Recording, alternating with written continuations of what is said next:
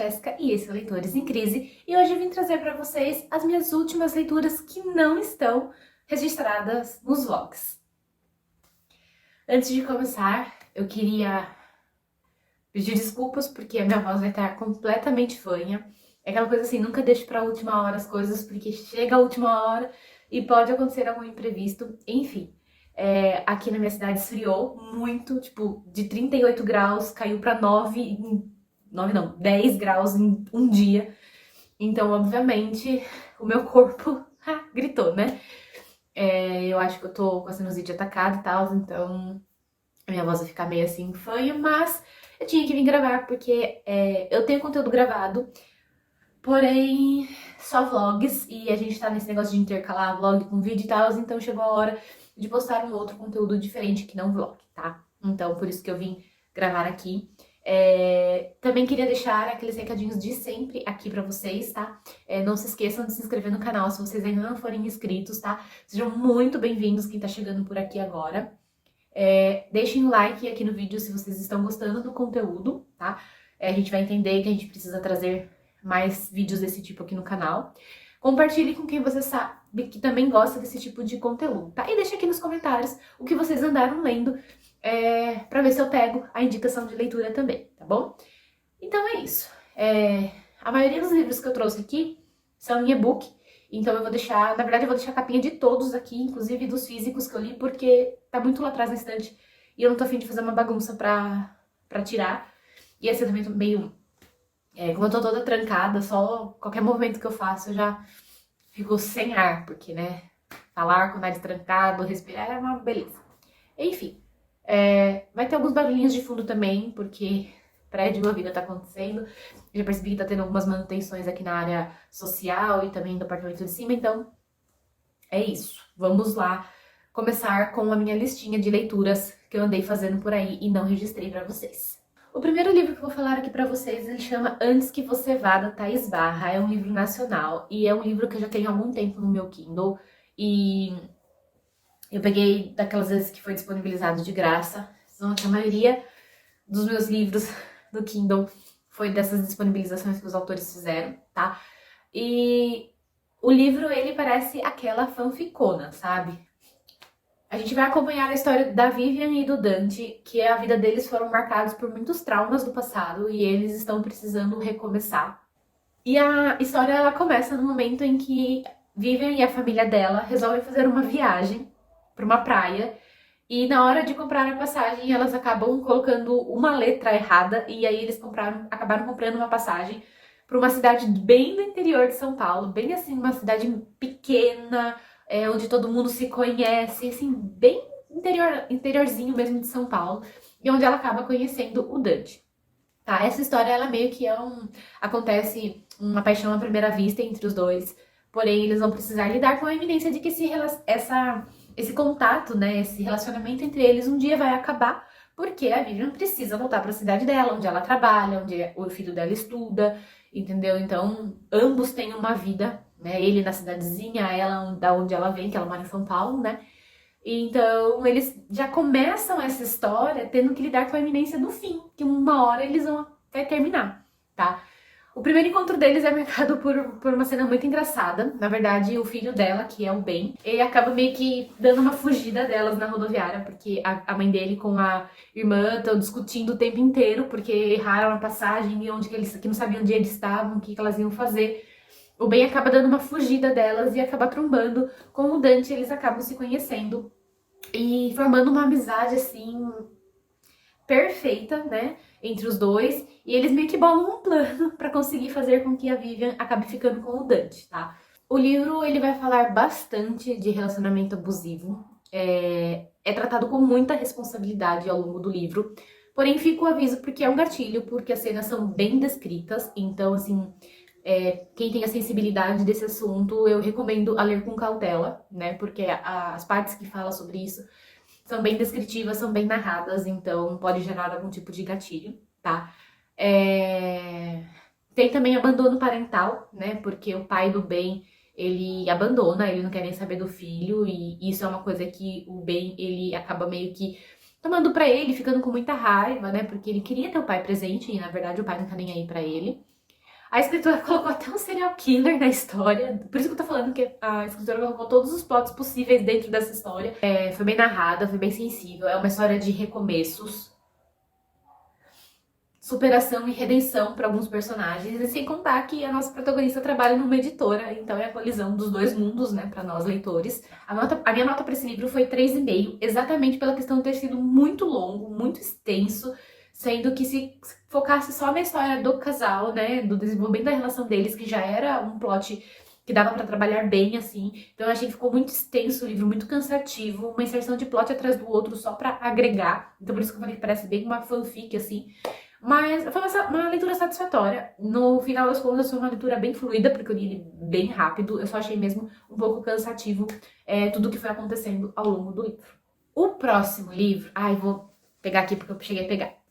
É Noivas em Fuga, da Tessa Dare e da Christy Caldwell. Foi o meu queridinho do momento. Esse livro ele vai contar com 2 novelas, uma da Tessa e outra da Christy. E ele é curtinho, ó, eu fiz tudo isso de marcação, tá? Ele é muito curtinho, a história da Tessa é muito curta, tá? A história da Christy já é um pouco mais longa. Em Noiva Disponível, que é a história da Tessa, eu já cansei de falar que essa mulher ela tem um dom de escrever casais apaixonantes, e o único problema aqui é que essa história é curta demais e não deu tempo nem da gente curtir um pouco o casal, tá? Mas aqui a gente vai ter o Sebastian, que ele prometeu ao Henry, seu melhor amigo, que nunca se casaria, que nunca tornaria a irmã dele um alvo do seu affair e tal.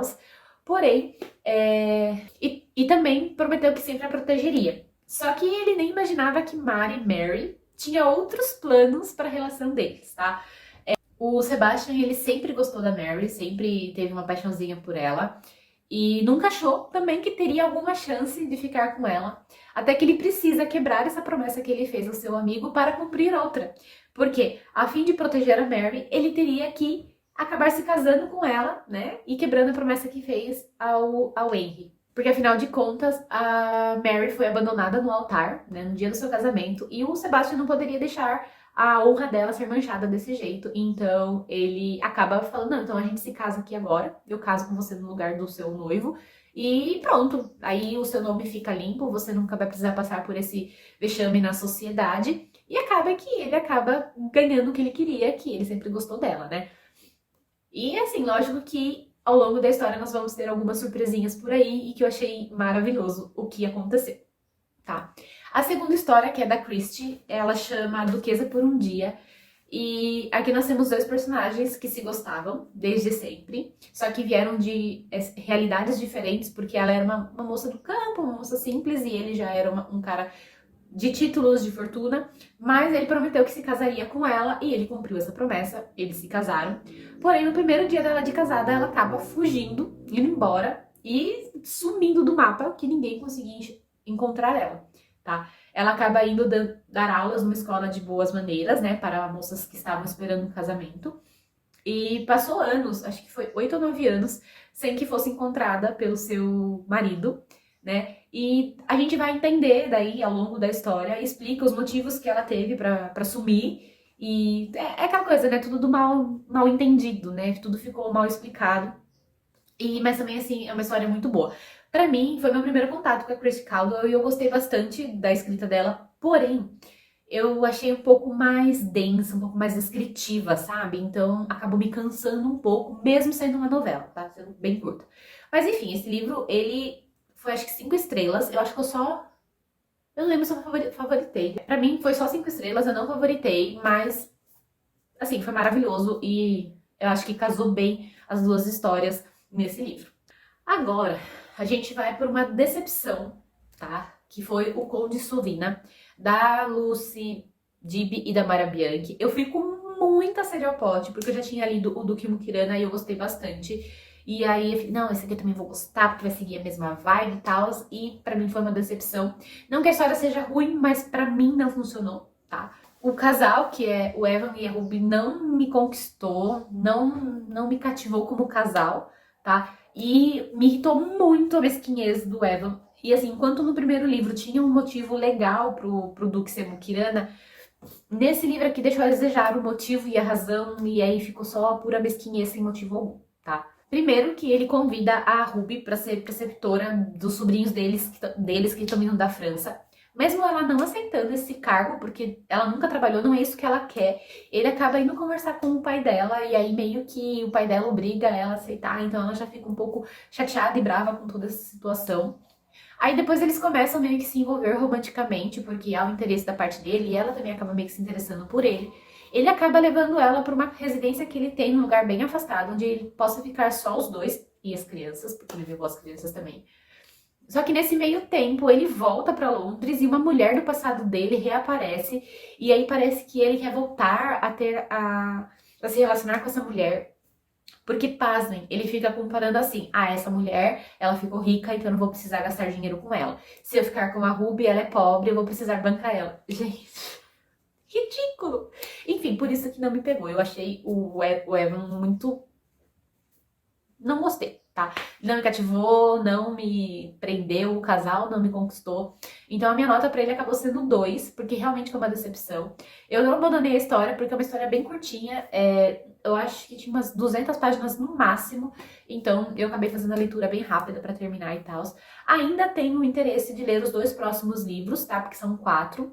E vamos ver. Ah, outra coisa também que eu não gostei. Foi usado muitas palavras antigas, sem motivo nenhum. Tipo, a gente já sabe que a história se passa numa época passada. Não precisa usar palavras difíceis e palavras da época pra exemplificar isso. Tipo, uma linguagem completamente fora do... Sei lá. Eu tipo, usava muito termos como garbosa, sem necessidade, entendeu? Já o próximo livro também segue um pouco a vibe de Antes que Você Vá.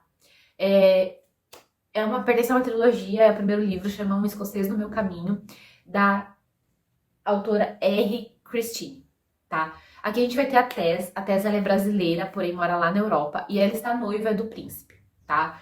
E tava tudo lindo, maravilhoso, o príncipe, mais ou menos, né? Porque o príncipe tem um voto celibato de que ele não pode ter nenhuma relação antes do casamento, e ele é fiel a isso, ele quer seguir, e a Tess se incomodada, porque, né, parece que ela vai morrer se ela não tiver relação com ele. Até que eles estão numa viagem pra curtir um momento de casal e ela é sequestrada, né, porque a rainha é contra o casamento deles, pelo simples motivo dela não poder gerar nenhum herdeiro.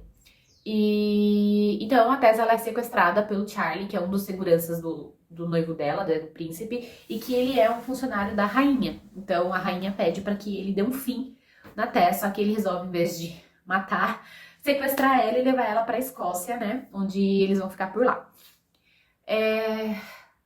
Foi uma história, novamente, 800 páginas, tá? Com um monte de plot um atrás do outro, enfiado na história, socado e com resolução, e resolve um, aparece outro. E, obviamente, a gente vai ver que a Tess vai acabar se envolvendo com o Charlie, vai acabar desenvolvendo sentimentos, até mesmo enquanto ela tá com o príncipe, a gente percebe que vai acontecer isso. Gente, assim, a Tess é insuportável, teimosa, orgulhosa. Ai, não sei, tudo. Não gostei da protagonista, ela me irritou do início ao fim dessa história, sabe? O Charlie também é aquele cara bronco, sabe? Mas a gente vê que ele é fiel aos seus princípios. Ai, mas não sei, também não me pegou. Os protagonistas aqui, tipo, não tem carisma nenhum, eu achei, enquanto eu lia. O Charlie é bem mais ou menos, dá pra engolir, mas a Tess, insuportável, tá?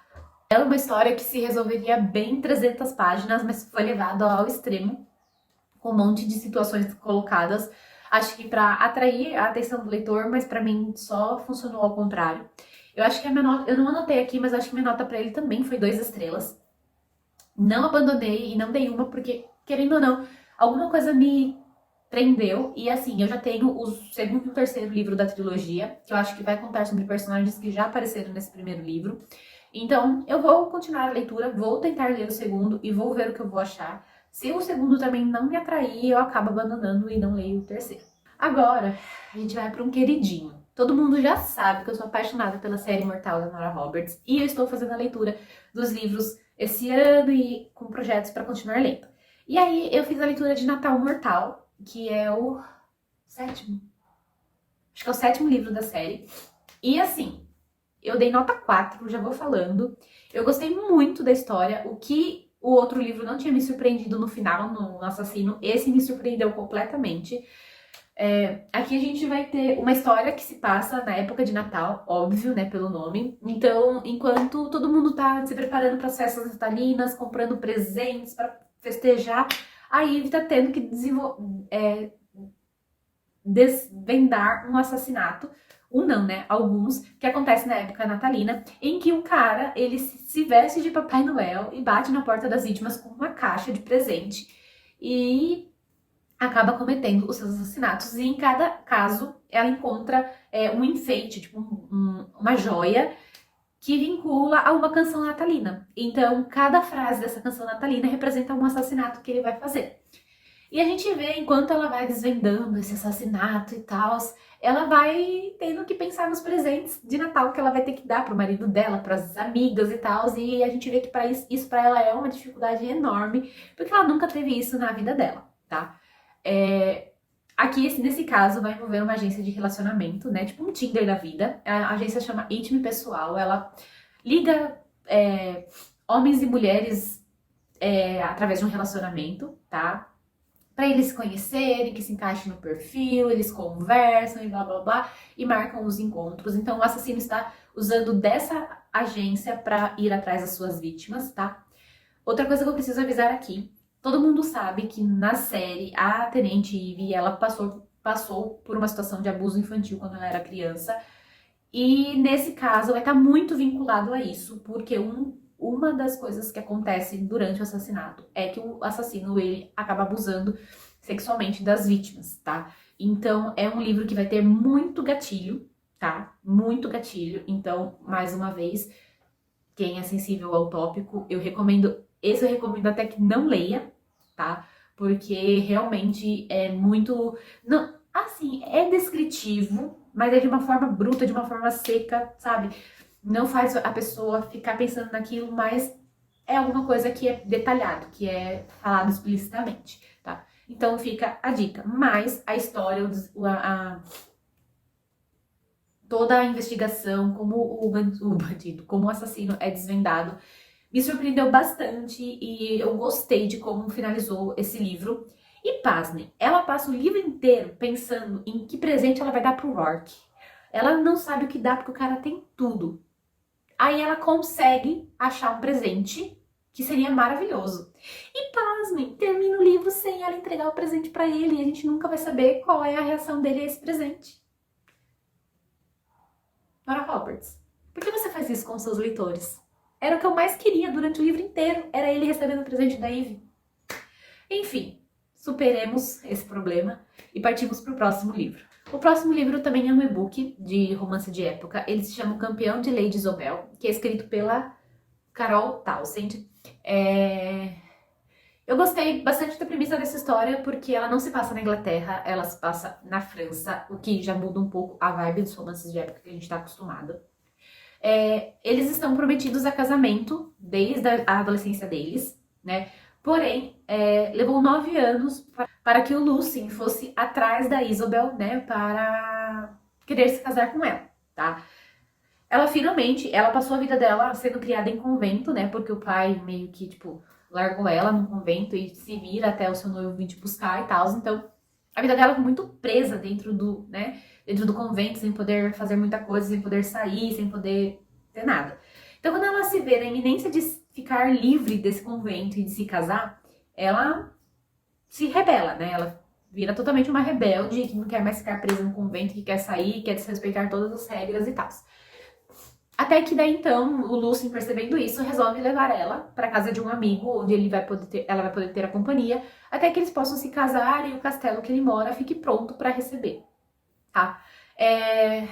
Tem motivos para que o Lucien tenha levado 9 anos para cumprir essa promessa, né, que ele fez ao pai de se casar com a Isobel. Porque nesse meio tempo ele acabou se casando com uma outra mulher. E aí agora ele só queria uma moça obediente, leal, calma. E ele achou que a Isobel seria a representação disso. Porque ela vem de uma boa família, de uma boa educação, morou em convento. Só que ela não é nada disso. Não é nada disso. Ela é completamente intempestuosa. Ela não pensa antes de fazer as coisas, ela simplesmente pega e vai, não pensa no perigo, não pensa nos problemas que vai causar. Então, ela é completamente doidinha. E só que ela já gosta dele há um tempo, tá? Desde que eles se conheceram, ela meio que nutriu algum sentimento por ele e tal. E o Lucien vai criando isso aos poucos, tá? Porque realmente ele foi casado com outra mulher em que ele ficou totalmente apaixonado por ela e tal. Só que ele ficou viúvo e daí ele resolveu voltar, tá? Novamente, essa protagonista não gostei. Ela é muito teimosa, muito orgulhosa. Tipo, ela está em perigo. Ela sabe que se ela fazer tal coisa, ela vai se colocar em perigo. E ela vai e faz a tal coisa, entendeu? Tipo, eu entendo a questão de não se vitimizar, não deixar ninguém ditar o que você tem que fazer. Mas assim, tem momentos que.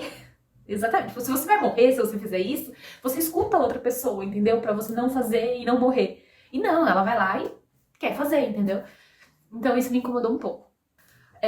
Aí o relacionamento dele é um show de coisas não ditas e de achismos, tipo,